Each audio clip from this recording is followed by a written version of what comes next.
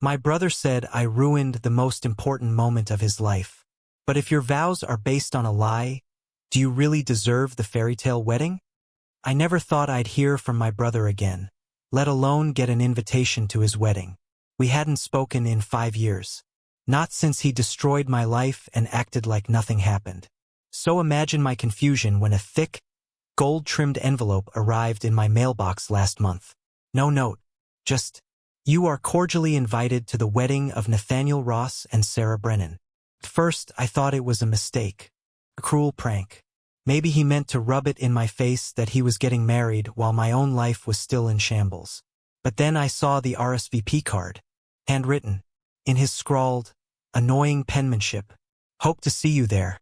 Let's put the past behind us." Like 5 years of silence could be wiped away with a smile and a piece of chicken at a reception table. I showed it to my wife. She said, "Maybe it's a peace offering." But all I could think was, why now? Why invite me to the happiest day of your life when you weren't there for the worst day of mine? I didn't want to go, but then I thought about what he might say in those vows. And that's when I knew I had to go. Not to celebrate. To make sure he didn't lie his way into a perfect marriage like he lied his way out of our family. 5 years ago, Nathaniel did something that nearly destroyed me. At the time, we were both working for our father's company, Ross and Sons Renovations. Family-owned, tight-knit. Our dad built it from the ground up, and everyone just assumed Nathaniel would take it over one day. But I was the one putting in the hours. I was running projects, dealing with clients, handling the messes Nathaniel made. He had charm, he could sell ice to a snowman, but I was the one actually doing the work. Then one day, the cops showed up at my apartment with a warrant. Fraud, embezzlement, tax evasion, all tied to Ross and Sons. I was blindsided. They said my name was all over the documents. Offshore accounts, falsified invoices, shell companies. I didn't even know what half those words meant. Turns out, someone used my name to cover their own tracks. Guess who had access to all those files? Guess who magically took over the company after I resigned in disgrace?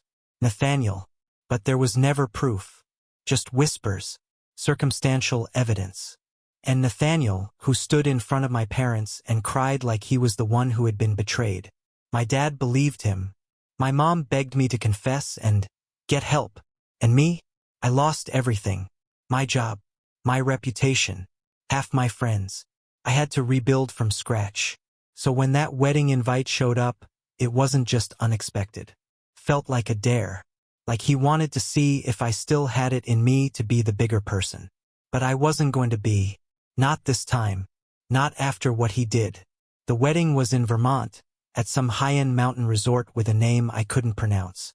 The kind of place where they charge $10 for bottled water and the staff smiles too hard. I drove up with my wife, Emily, and the whole car ride felt like my brain was splitting in two. Part of me wanted to turn around. Leave it alone. Let Nathaniel live his fake life with his fake charm.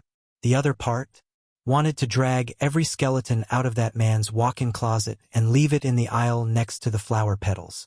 We checked in Friday night. My parents were already there. We hadn't seen them in almost 3 years. My mom hugged me like I'd just come back from war. My dad barely made eye contact. "You look good," he said, in the tone people use at funerals. Nathaniel wasn't around that evening, but I spotted the groom's party at the bar. I recognized some of his old friends. One of them gave me a long stare, then leaned in to whisper something to the others. They laughed. Emily asked, "Why would he even invite you?" I told her the truth.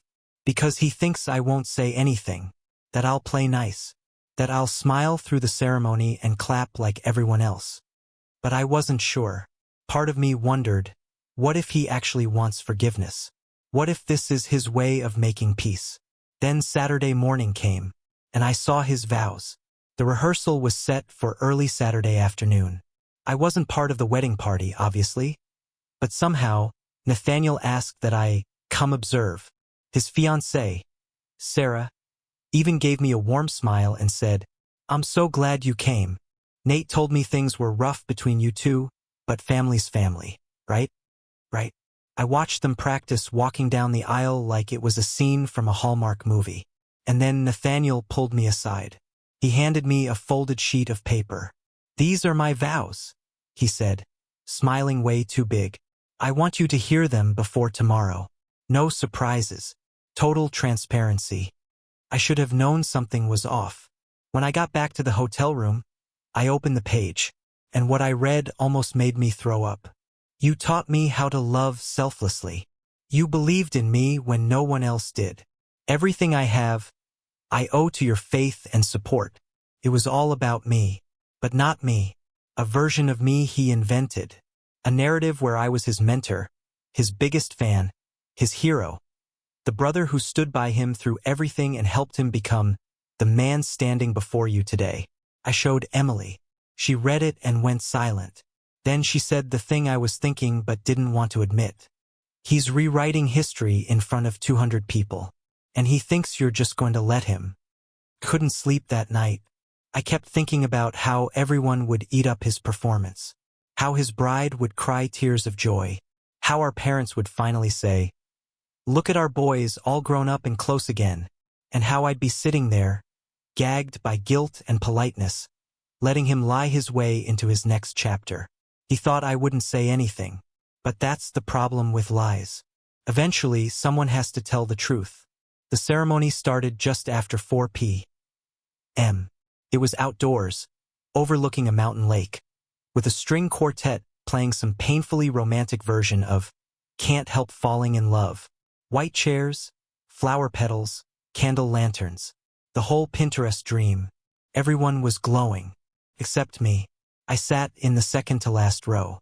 Not hidden, but far enough that I could still see the whole thing without feeling part of it. When Nathaniel walked out, the crowd erupted in applause. He looked smug, confident. The kind of confidence you get when you've spent your life pretending nothing's your fault. Then Sarah came down the aisle. She looked absolutely stunning, no denying it. There was this moment where everyone gasped when she appeared, like she was the main character in a movie. And Nathaniel? He teared up. He actually cried. I almost bought it. For a split second, I almost thought maybe I was wrong. Maybe he had changed. Maybe he wanted to do this right. Then he pulled the vows out of his pocket. Same folded page he gave me yesterday. And he started to speak. "Sarah, you taught me how to love selflessly." I felt my stomach turn. "You believed in me when no one else did. Everything I have, I owe to your faith and support." He looked out at the crowd. He paused. Dramatic effect. Swallowed his emotion. And then he said it. "Even when my own brother turned his back on me, I never gave up hope that we'd find our way back to each other." That was it. That line. That manipulative, scripted, smiling lie. I stood up. I didn't plan it. I didn't even realize I had done it until I heard the chair scrape against the patio floor. Everyone turned. Even Nathaniel. "Sorry," I said loudly, my voice cutting through the mountain air like a blade. But that's not what happened. Not even close. The silence was unreal. Like the entire wedding paused to take a collective breath and forgot how. Nathaniel stared at me, half confused, half furious. Sarah's face slowly twisted from smiling bride to confused fiancé. "What are you doing?" he hissed, still holding his vows. I took a shaky step forward. My heart felt like it was vibrating inside my chest. "I'm doing what you should have done," I said. "Telling the truth." There was a gasp behind me. Someone's grandma, I think. But no one said anything to stop me. So I kept going. "You lied in every line of those vows. You said I turned my back on you. You made me take the fall. For crimes you committed. And now you're standing up here like the victim? Like we're all just so lucky to witness your redemption arc?" Nathaniel was frozen. No smugness now. Just panic. Sarah took a step back from him. "What is he talking about?" she asked. Nathaniel glanced at me, then at her. "He's bitter," he said quickly. "He's been bitter for years. This isn't the time or place." "Isn't it?" I cut in. "Because you made it the time and place the moment you dragged my name into your lies." I turned to the crowd. "To everyone here, you should know 5 years ago, this man committed fraud and blamed it on me. I lost my job, my reputation, and my relationship with my parents.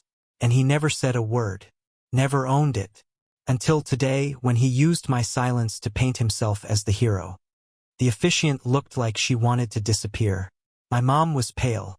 My dad looked like he'd swallowed glass. But Sarah, she was trembling, eyes wide, shoulders stiff, looking at Nathaniel like she'd just met a stranger. Then she said, "Is it true?" Nathaniel didn't answer, not a word, and that was enough. Sarah took off her engagement ring and placed it gently in his hand. Then she turned and walked down the aisle. No music, no applause, just footsteps. And behind her, half the guests started to get up and follow. People always say weddings bring out the best in people. This one brought out the truth. After Sarah stormed off and half the guests followed, the once picturesque wedding venue looked like a battlefield. Petals on the ground, chairs pushed aside, people whispering behind hands. Nathaniel stood alone at the altar, still holding the ring. His face, a mix of rage and disbelief, like he couldn't process that his carefully curated reality had finally cracked. My mom rushed up to me. "How could you do this to your brother?" I laughed, out loud. "To him." Then I looked at my dad. "You never asked me once if it was true, did you?" He stayed silent. Typical. Nathaniel finally spoke. His voice was shaking, but he tried to sound calm. "You ruined everything." "No," I said, walking right up to him. "You ruined everything the day you opened those accounts in my name. The day you watched me get arrested and said nothing. The day you stood by and let Mom call me a liar." He didn't deny it. He didn't admit it either. But that was all the proof I needed. Emily took my hand. "We should go," she whispered. As we turned, I saw Sarah's father walking straight toward Nathaniel. He didn't yell. He didn't swing. But the way he looked at him, I've never seen someone look more betrayed. "She gave up a full ride to Stanford for you," he said coldly. "She cut off half our family. And you stood there, lying with every word. I hope you choke on your own vows." We left, but that wasn't the end. Because when Sarah called me the next morning, that's when the full story came out. And it was worse than I thought. Sunday morning, my phone rang just after 9 a.m. Unknown number. I almost let it go to voicemail, but something told me to answer. "It's Sarah." Her voice was calm. Too calm. Like someone who'd cried all night and ran out of tears. "Can you tell me everything?" I told her I would, only if she really wanted the full truth. Not the filtered version. Not the family-safe edit. "I want it raw," she said. "I need to know who I almost married." So I laid it out. How Nathaniel had backdated invoices and funneled client payments into a shell company. How the IP address for the transfers traced back to our office, specifically his old laptop. How the client signatures were forged with a template he once bragged about creating. I told her how I nearly lost everything. How I had panic attacks every time I saw a cop car. How I spent over $20,000 clearing my name legally, but still walked around with a permanent stain on my reputation. She didn't interrupt once. Then, quietly, she said something I'll never forget. "That explains the credit card." "What credit card?" "I found one in my name. Charges I didn't recognize. I confronted him about it 6 months ago. He said it was a security breach. Promised me he took care of it." I said nothing, because what could I say? This wasn't a one-time thing. Nathaniel hadn't slipped into dishonesty. He lived in it. Built a home there. "I called the bank last night," she continued. "Turns out it was opened 3 years ago. He'd been using it to pay for dinners with clients, hotel rooms, even flights to Vegas. All while telling me he was broke because he was saving for the wedding." She laughed. But it wasn't joy. It was disbelief. "I almost said, I do to a con artist," she said. "If you hadn't stood up, I'd be married to him right now." By Monday morning, Nathaniel was doing damage control. Hard. I woke up to a wall of texts from extended family. "What really happened? Did you have to do it at the wedding? Nathaniel says you twisted things. He says you're still bitter and jealous." Classic. I expected him to retreat, to lick his wounds in silence. Instead, he doubled down. He posted a public Facebook status. I never thought my own brother would use my wedding as a weapon. I've made mistakes, who hasn't? But dragging someone through the mud at their most vulnerable? That's not justice. That's vengeance. The post got hundreds of likes. Friends, colleagues, even some family members commenting things like, "So sorry this happened to you, man. People change. You've come a long way. Ignore the haters. You deserve happiness." It was infuriating. He was doing what he always did, controlling the narrative, spinning the truth into something unrecognizable. But this time, I had backup. Sarah had screenshots, bank statements, emails, a literal Google Drive folder of receipts she'd pulled since our call. She sent them to me with one message. If he wants to play victim online, let's see how he handles the truth. Emily and I debated it for a few hours. Do we go public? Do we defend ourselves? Or do we let the silence speak louder than the noise? Then someone tagged me in a Reddit thread. It was on r/weddings are hell. My fiancé lied in his vows. His brother stood up and exposed him. Drama exploded. I need help deciding what to do next. Sarah had gone public first.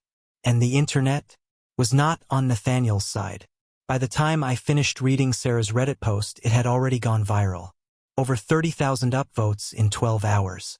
People were dissecting every detail, quoting his vows word for word, even screenshotting his Facebook post to mock the "I'm just human" defense. The comments? Brutal. If my fiancé used our wedding to manipulate his own brother's trauma into a fairy tale, I'd run too. OP's brother sounds like a con artist straight out of a Netflix docuseries. This is why you don't invite people to your wedding who know what skeletons are in your closet. It became the post of the week across r/weddings are hell, r/AITA, and even got reposted on r/best-of-redditor updates. Someone created a TikTok recap that ended with, "Moral of the story? Don't lie in your vows if your brother's got receipts." That one got 500,000 likes. Sarah followed up with another post. Update. I'm not marrying him. Here's why. She dropped everything. The screenshots, the financials, the fake accounts, the way Nathaniel had isolated her from friends and guilt-tripped her over nothing. Suddenly, the tide of sympathy Nathaniel was surfing on, gone. His job? Started asking questions. Turns out his new company had no idea about the fraud scandal tied to my name, which was now tied to his. I didn't celebrate. Not really. Because the truth is, I wasn't trying to destroy him. I was just done being his shield. By Tuesday afternoon, my phone was blowing up. Not just from Nathaniel, who was still sending me angry texts, but from my parents. They wanted a family meeting. I didn't want to go. Not after everything. But they insisted. It was important. It had been days since the wedding, and the silence between us had stretched so long it felt like a brick wall. So I agreed. We met at a cafe neutral ground, not their house. I sat across from them, Emily by my side, ready for whatever was coming. My mom spoke first, soft and shaky. "I just don't understand, honey. Why did you have to go that far? Why embarrass Nathaniel like that? This whole thing could have been avoided." I tried to stay calm, tried to remind myself that this was the woman who, 5 years ago, let Nathaniel's lies destroy me. "Mom, I didn't embarrass him. I told the truth. What I did was expose a liar, and I'm not sorry for that." Dad didn't speak. His eyes were on his coffee cup, not on me. "We're your parents," my mom continued. "We raised you to be better than this, to be forgiving." I felt a crack in my chest, a deep, painful sigh that slipped out before I could stop it. "Forgiving?" I stared at her. "For 5 years, you didn't ask me a single question. You just believed him. You wanted to keep the peace. You never once asked me what happened, why I lost everything." I could feel the weight of it, the years of frustration pressing on me, suffocating me, finally spilling over. Then my dad finally spoke, and when he did, it wasn't what I expected. "I didn't know," he said quietly. "I knew something was wrong, but I didn't know it was this bad. I just wanted it all to go away. I should have done more." My jaw tightened. He'd been choosing to stay out of it, to pretend it wasn't real. I wasn't gonna let him off the hook that easy. You should have cared more. You should have questioned him. You should have believed me. And then I looked at my mom, who was visibly shaking. Not from anger, but from guilt. I couldn't protect you, could I? She whispered. For the first time in years, my mother finally saw me. I walked out of that cafe feeling like I'd been to war and back. It was done. My parents didn't say much after that. My mom and dad spent the next few days reflecting, processing. They both reached out individually, trying to apologize in their own ways. But it wasn't the apology I needed anymore. It wasn't just about the lies. It was about years of silence. Years of letting Nathaniel run the show, of letting him get away with destroying my life while everyone closed their eyes. And then came the conversation I never thought would happen. Nathaniel called me. His voice was low, defeated. I know I messed up. I'm sorry. Okay? I'm not asking for forgiveness, but I'm sorry. I couldn't hold back a bitter laugh. That's it? You ruined my life and that's all you've got? He was quiet for a moment, then whispered, I thought I could fix it. I thought if I made everything look perfect, I could make everyone forget. The weight of what he said hit me harder than I thought it would. You can't just fix what you broke by pretending it never happened, I said, my voice cold. You've made a mess of your own life, and I'm done cleaning up after you. There was no more anger in me, just exhaustion. The truth was out. Nathaniel was left to face the fallout of his actions. Our parents had their eyes opened, but I wasn't going to hold my breath waiting for their support to show up overnight. What we had once, brotherhood, family, wasn't coming back. Not after everything. I never attended his apology tour. I didn't need to. The internet had already made its judgment. People saw him for what he was. Sarah didn't need me to tell her anything else. She'd made the choice to walk away. But as for me, I was finally free. So, AITA? Maybe. But sometimes you have to burn everything to rebuild. I don't think I'll ever get back to who I was before Nathaniel and I crashed and burned. But I'm okay with that. Because some things are too broken to fix. And I'm done pretending they're not. End of story.